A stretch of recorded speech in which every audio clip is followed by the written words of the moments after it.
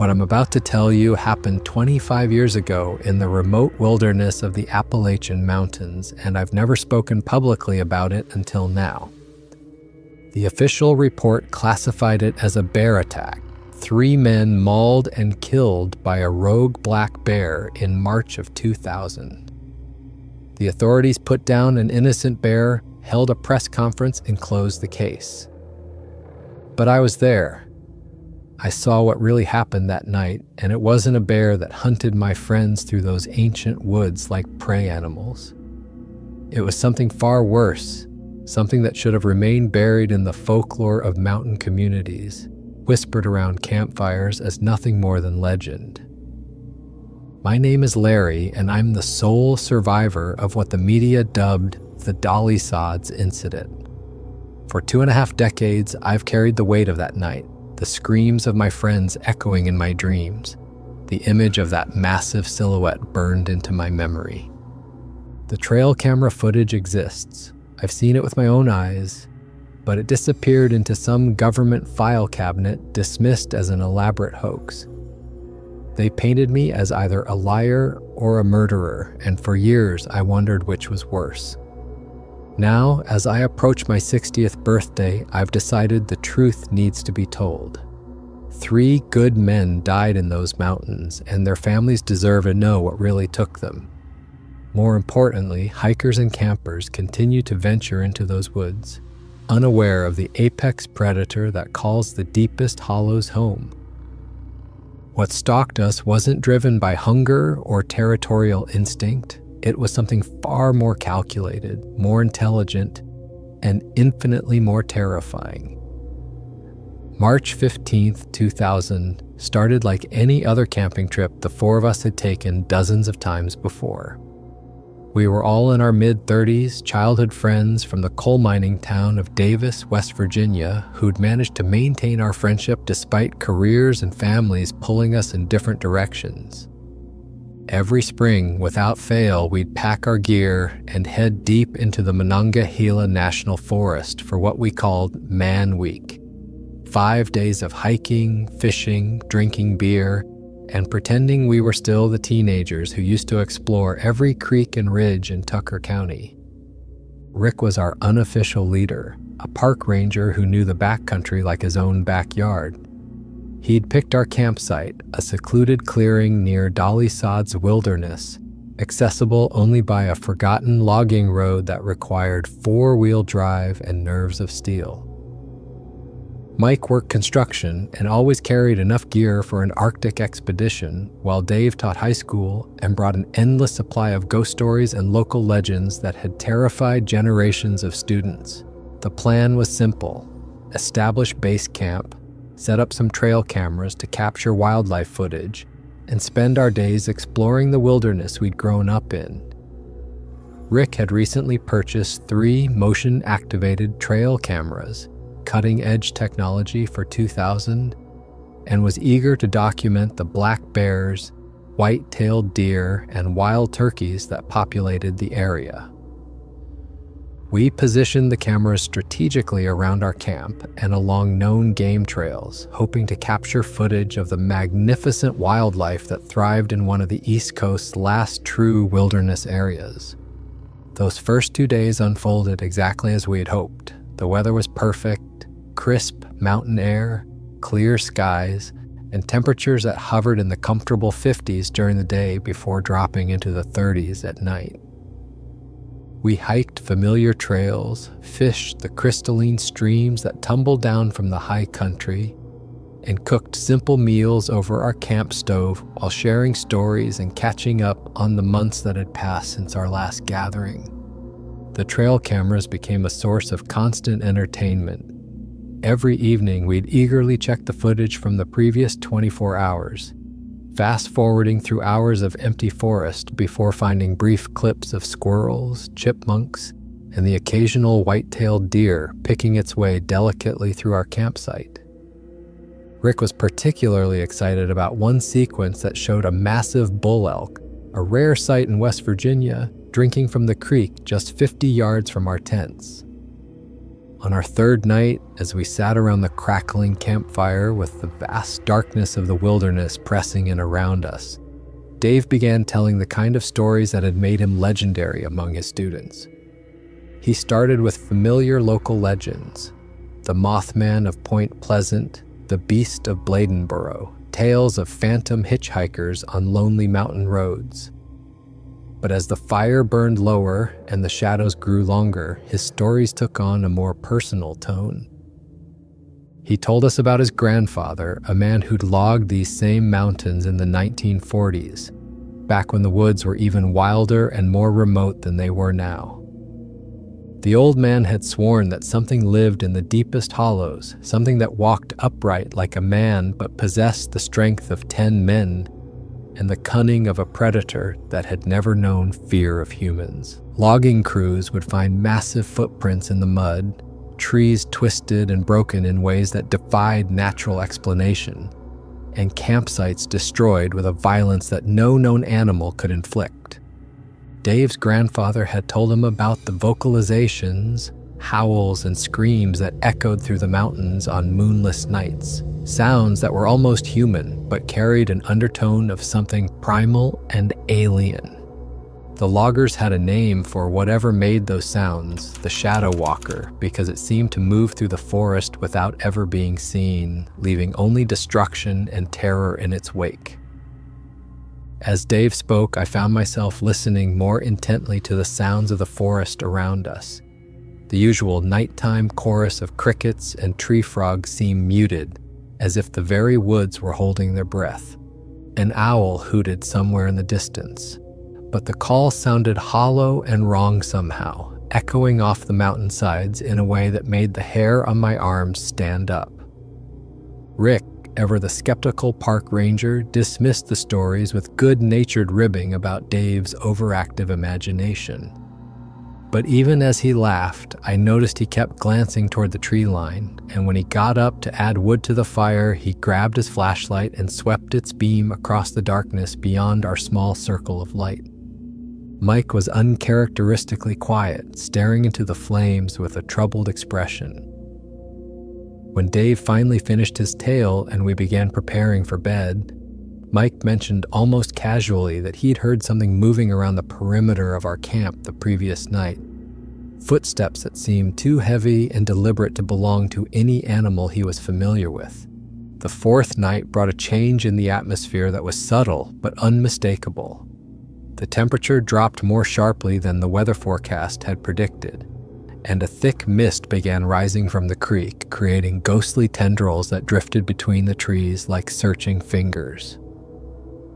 More troubling was the absolute silence that settled over the forest as soon as the sun disappeared behind the western ridgeline.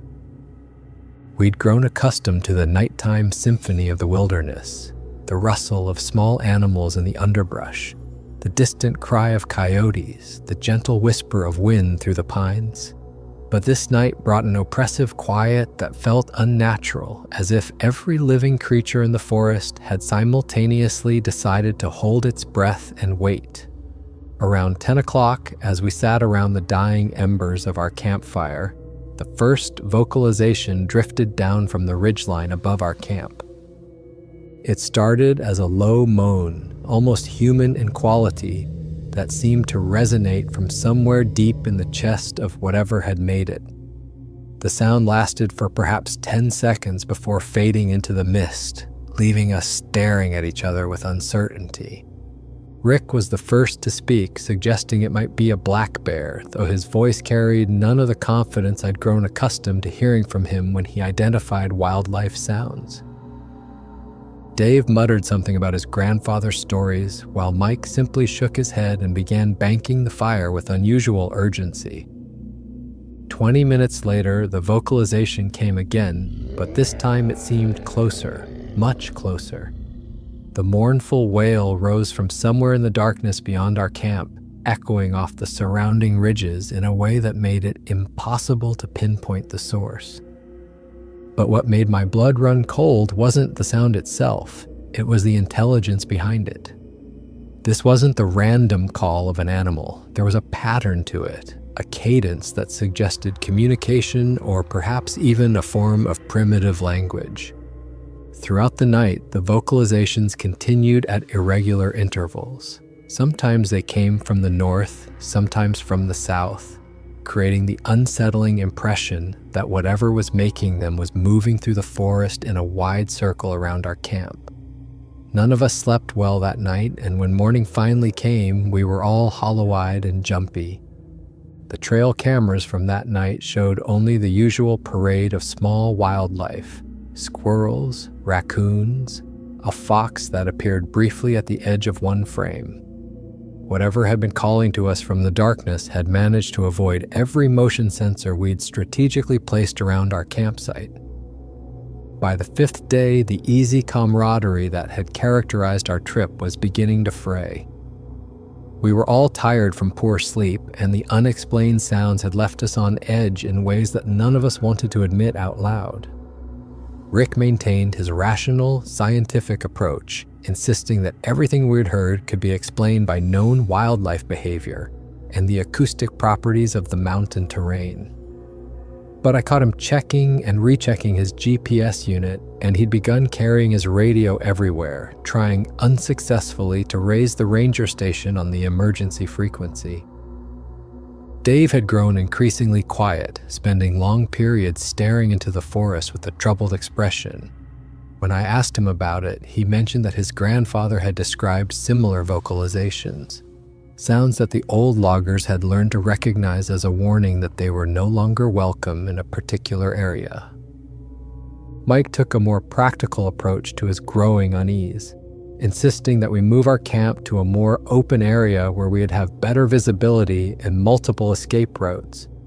But Rick argued that we only had 2 days left, and relocating would eat up most of our remaining time.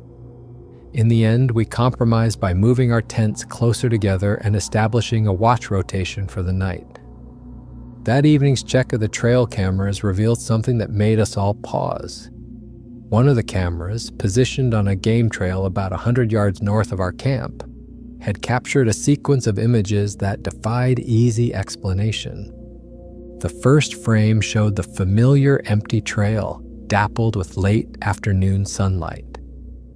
The second frame, taken just 2 minutes later, showed what appeared to be a shadow at the very edge of the field of view. A dark shape that seemed too large and the wrong proportions to be any animal we could identify. But it was the third frame that made us fall silent. The shadow had moved closer to the camera, and while the image was still frustratingly unclear, there was no mistaking the bipedal posture of whatever had triggered the motion sensor. The shape was massive, easily 7 or 8 feet tall, with shoulders that seemed impossibly broad and arms that hung nearly to its knees. Rick studied the images for a long time before declaring them inconclusive. The lighting was poor, he argued, and the camera's resolution wasn't sufficient to make a definitive identification. It could be anything: a bear rearing up on its hind legs, a person in heavy clothing, even a trick of shadow and vegetation that created the illusion of something that wasn't really there. But privately, I wasn't convinced by his explanations. There was something about the posture of the figure in those images, something about the way it seemed to be studying the camera itself, that suggested an intelligence and awareness that no bear possessed. Our last night in the wilderness arrived with a sense of foreboding that none of us could shake. The weather had turned, bringing low-hanging clouds that obscured the peaks, and a dampness that seemed to seep into our bones despite the campfire. The usual evening ritual of checking the trail cameras revealed more shadows and unclear images, shapes that might have been anything or nothing, depending on how you chose to interpret them. As darkness fell, we maintained the watch rotation we'd established the previous night, but the psychological comfort it provided was minimal. The forest around us felt different now, watchful and malevolent in a way that made every rustle of leaves sound like approaching footsteps. Around 11 o'clock, Dave took his turn at watch while the rest of us tried to get some sleep in our tents. I was just beginning to drift off when I heard him whisper urgently from outside. The vocalizations had started again, but tonight they were different. Instead of the mournful wails we'd grown accustomed to, these sounds were shorter and more aggressive. Guttural barks and snarls that seemed to come from multiple directions simultaneously. It was as if whatever had been circling our camp for the past several nights had brought friends, and they were no longer content to simply observe from a distance. I crawled out of my tent to find Dave standing with his back to the fire, flashlight in one hand and camp knife in the other. His face was pale in the flickering light, and I could see his hands shaking slightly as he tried to track the sounds moving through the darkness around us.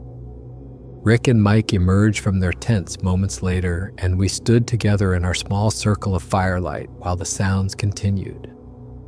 The vocalizations seemed to be moving closer, and there was something coordinated about them, a pattern that suggested communication between multiple creatures as they maneuvered through the forest. Then suddenly, everything went silent. For perhaps 5 minutes, we stood in absolute quiet, listening to our own breathing and the gentle crackle of the campfire. The silence was somehow more terrifying than the vocalizations had been, filled with the potential energy of predators positioning themselves for an attack. Dave was the first to break. The strain of the past several days, combined with the immediate terror of standing exposed in the wilderness, while unknown threats moved through the darkness around us, finally overwhelmed his composure. He announced that he couldn't take it anymore and needed to relieve himself, despite our agreed-upon rule that no one should leave the immediate vicinity of the fire. Rick tried to talk him out of it, suggesting he wait until morning or at least take someone with him. But Dave was already walking toward the tree line, flashlight beam dancing ahead of him as he made his way to the spot we'd been using as a latrine about 30 yards from our camp. For the first few minutes, everything seemed normal. We could see the glow of his flashlight moving through the trees, and occasionally we heard the crunch of his footsteps on the forest floor. Then the light stopped moving. The scream that shattered the night air was unlike anything I'd ever heard, a cry of pure terror that rose to an inhuman pitch before being suddenly cut off. It was followed immediately by the sound of crashing underbrush and what could only be described as a roar. A sound that seemed to come from something with lungs, the size of barrels, and vocal cords, designed to intimidate creatures much larger than humans. Without thinking, all three of us grabbed our flashlights and ran toward the spot where Dave had disappeared. Our beams cut through the darkness, creating a chaotic strobe effect as we stumbled through the underbrush, calling his name and trying to locate the source of the disturbance. We found him about 50 yards from camp, but what we discovered there defied every rational explanation we might have constructed. Dave was pressed against the trunk of a massive oak tree, his flashlight lying broken on the ground beside him and his face frozen in an expression of absolute terror. But it wasn't Dave that made us stop dead in our tracks. It was the thing standing 10 feet away from him. The creature was enormous, easily 8 feet tall and covered in dark hair that seemed to absorb our flashlight beams rather than reflect them. Its shoulders were impossibly broad, and its arms hung nearly to its knees, ending in hands that looked capable of crushing a man's skull without effort. But it was the face that will haunt me for the rest of my life. Unmistakably humanoid but primitive and alien, with eyes that reflected our lights like mirrors, and seemed to hold an intelligence that was both ancient and utterly inhuman. For perhaps 5 seconds, we stood frozen in a tableau of mutual recognition. The creature studied us with what I can only describe as curiosity, its massive head tilting slightly as it evaluated these new additions to its hunting ground. I had the distinct impression that it was making some kind of calculation, weighing its options and deciding how to proceed. Then Mike made the decision that doomed us all. Whether driven by instinct or panic, he turned and ran. The moment Mike's feet hit the ground in flight, everything changed. The creature's posture shifted from curious observation to predatory intent, and it released a roar that seemed to shake the very ground beneath our feet. But more terrifying than the sound was what happened next. Answering calls began echoing from the darkness around us, coming from at least 3 different directions. Rick grabbed Dave and began pulling him away from the tree, but I was already running. Some primitive part of my brain had recognized the situation for what it was. We weren't dealing with a single creature defending its territory, but with a coordinated pack of apex predators that had been stalking us for days, learning our patterns and waiting for the perfect moment to strike. What followed was the most terrifying 15 minutes of my life. The forest became a maze of shadows and screams as my friends and I were systematically hunted through terrain that our pursuers knew far better than we ever could. The creatures, and I was now certain there were at least 4 of them, moved through the darkness with a coordination that spoke of intelligence and planning. I could hear them communicating with each other through a series of vocalizations that ranged from low grunts to piercing shrieks. They were hurting us, I realized, driving us away from our camp and deeper into the wilderness where our chances of survival decreased with every step. Mike's screams were the first to be cut short. The sound came from somewhere behind me and to the left, a cry of agony and terror that lasted only a few seconds before being replaced by sounds that I refused to describe in detail. I kept running, crashing through underbrush and stumbling over fallen logs, while the sounds of pursuit grew closer. Rick's voice came next, calling out for help before dissolving into screams that seemed to go on forever before finally fading into the night. I could hear Dave somewhere ahead of me, his panicked breathing and the crash of his passage through the forest growing fainter as we were driven in different directions by our pursuers. The creatures seemed to be playing with us, allowing us to run just far enough to maintain hope before closing in again. I could hear them moving parallel to my route, sometimes close enough that I caught glimpses of dark shapes flowing between the trees with an inhuman grace that belied their massive size. After what felt like hours but was probably no more than 15 minutes, I realized that the sounds of pursuit had faded. I was alone in the darkness, lost somewhere in the vast wilderness of the Monongahela National Forest, with no idea which direction led back to civilization. I spent the rest of that night moving through the forest, guided only by the stars visible through the canopy, and a desperate hope that I was traveling in the right direction. Every sound made me freeze. The hoot of an owl, the rustle of wind through leaves, the distant crack of a falling branch. I was convinced that the creatures were still out there, following me at a distance and waiting for the right moment to finish what they had started. As dawn broke over the mountains, I finally stumbled onto a familiar trail that I recognized from our hikes earlier in the week. By following it downhill, I eventually reached the gravel road where we'd parked Rick's truck. The vehicle was still there, untouched, with our spare gear still loaded in the bed. But the keys were back at our campsite with Rick, and I had no way to hotwire a modern vehicle. So I began walking. It took me 6 hours to reach the nearest ranger station, a small outpost on the edge of the national forest that was staffed by a single ranger who looked at my appearance. Torn clothes, scratches covering my arms and face, wild-eyed expression with obvious concern. I tried to explain what had happened as calmly as possible, but even to my own ears, the story sounded insane. 3 men killed by creatures that didn't officially exist, in an attack that had been coordinated and intelligent in ways that no known animal exhibited. The ranger listened politely, took notes, and immediately radioed for backup. Within hours, the forest was crawling with search and rescue teams, park rangers, and eventually FBI agents who treated me more like a suspect than a victim. They found our campsite easily enough, or what was left of it. The scene looked like it had been hit by a tornado. Tents were shredded, gear was scattered across a 100-yard radius, and trees showed signs of damage that investigators struggled to explain. But they found no bodies, despite an intensive search that lasted for 3 days and covered dozens of square miles. My friends had simply vanished without a trace.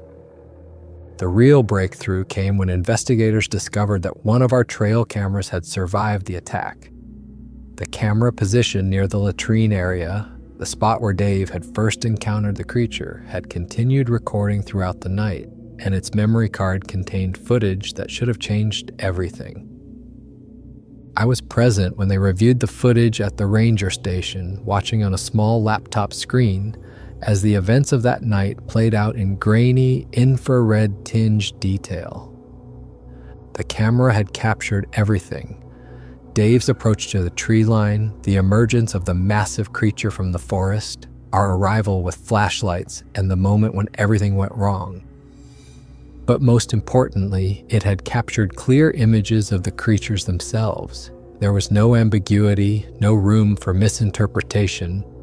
The footage showed multiple bipedal beings that stood 8 feet tall and possessed strength and coordination far beyond anything in the known animal kingdom.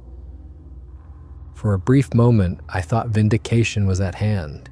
Here was proof that would clear my name and force the authorities to acknowledge the existence of something that had been dismissed as folklore for generations. Instead, the lead investigator watched the footage twice, shook his head, and declared it an obvious fake. According to his report, the creatures in the video were clearly people in costumes, the attack was staged, and the entire incident was an elaborate hoax designed to cover up what had really happened to my friends.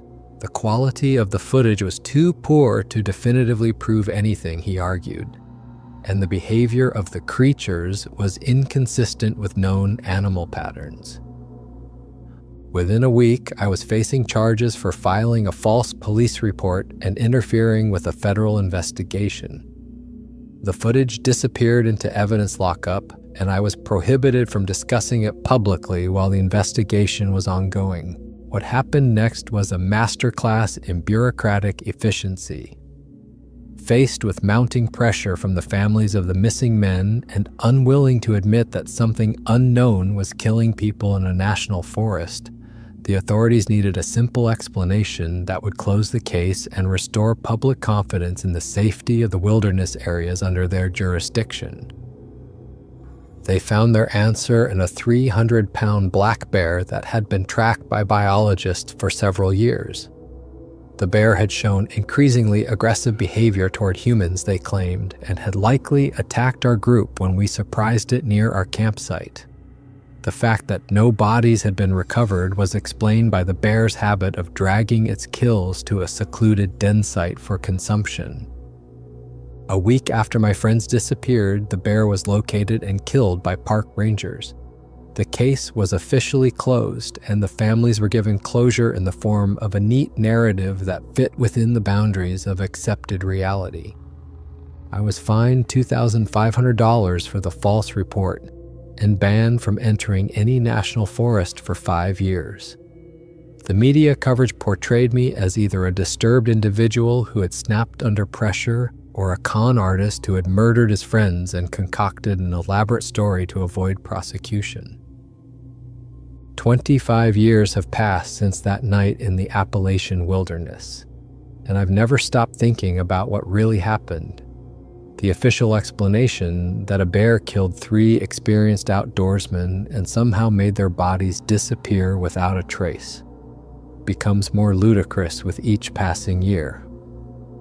I've done my research in the decades since, connecting with other witnesses who've had similar encounters in wilderness areas across North America.